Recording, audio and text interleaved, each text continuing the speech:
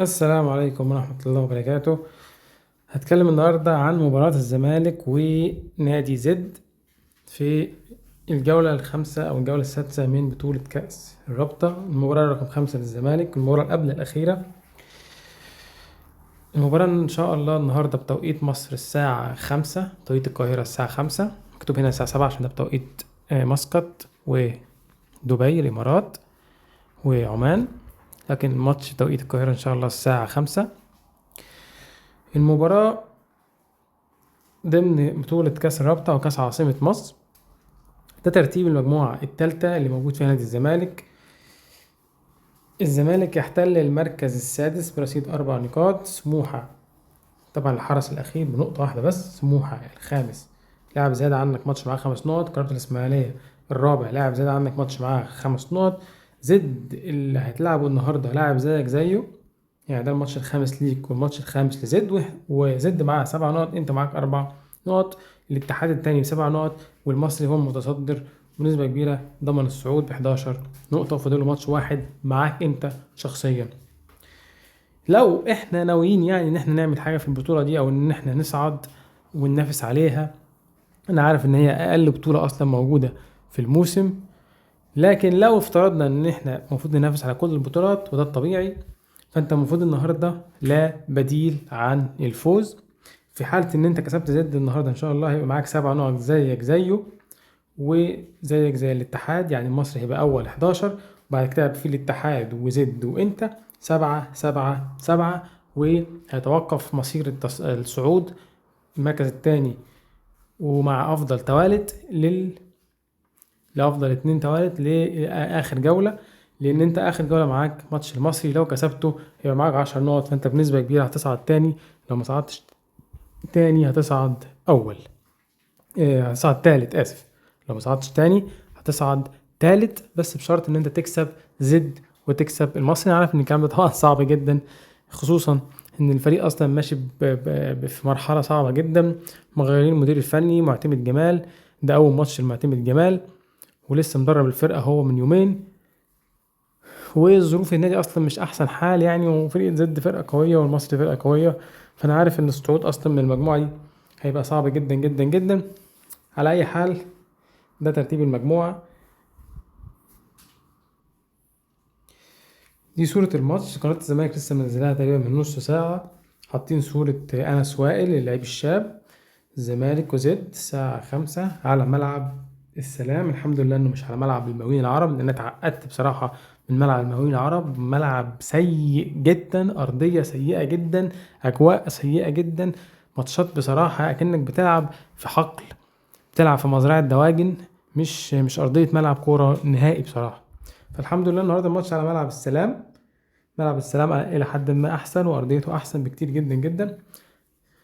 تمام.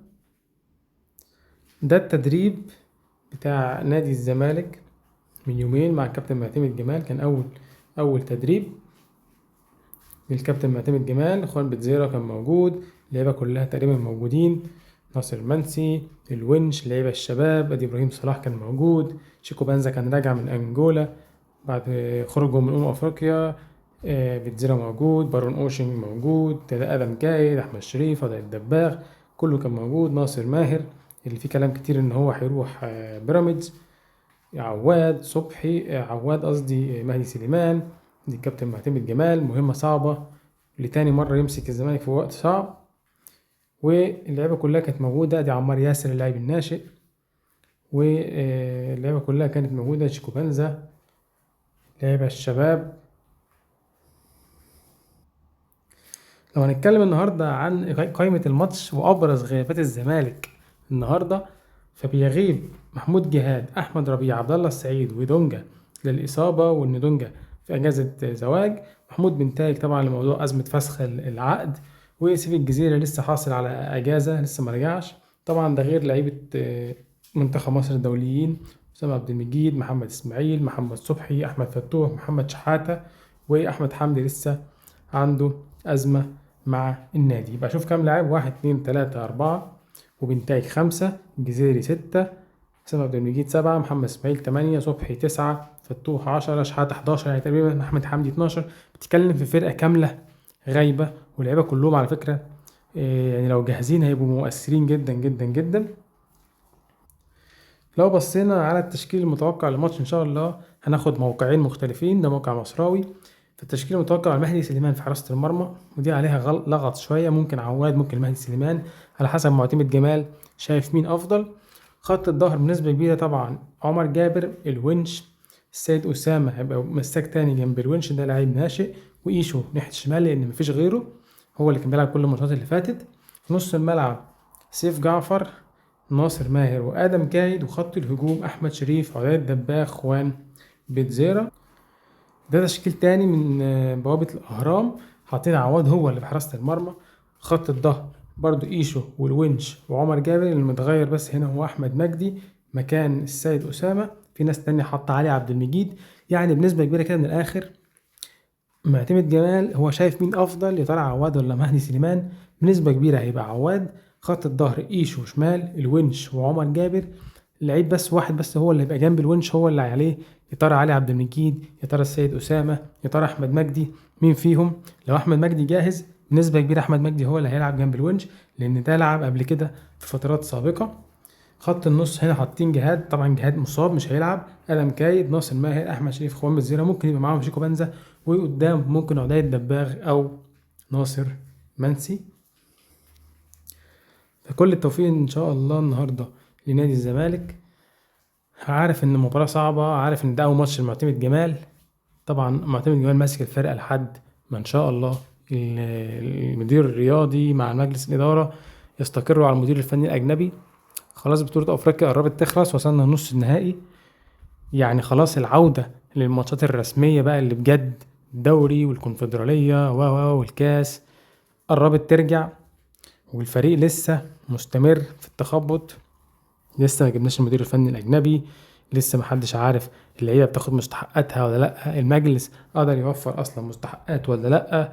طبعا القيد اللي مقفول ده 100% احنا مش هنقدر نفكه، علينا 8 قضايا، ما اعتقدش احنا هنقدر نوفر مستحقات اللعيبة وكمان نوفر فلوس عشان نخلص القضايا دي كلها عشان نفك القيد.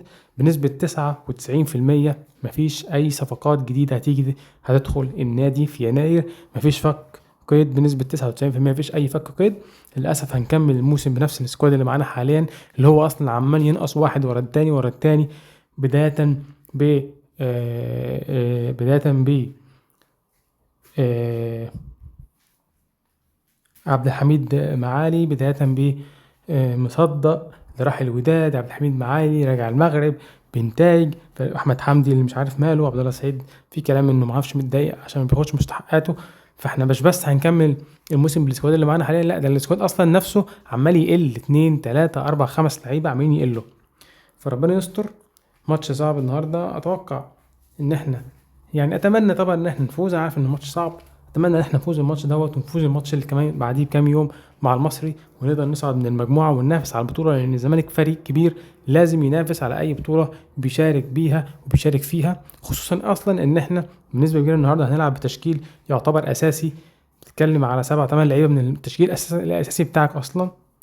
فاتمنى الفوز، اتمنى نقدم مباراه كويسه بقياده الكابتن معتمد جمال في اول مهمه رسميه ليه مع النادي في الولايه التانية.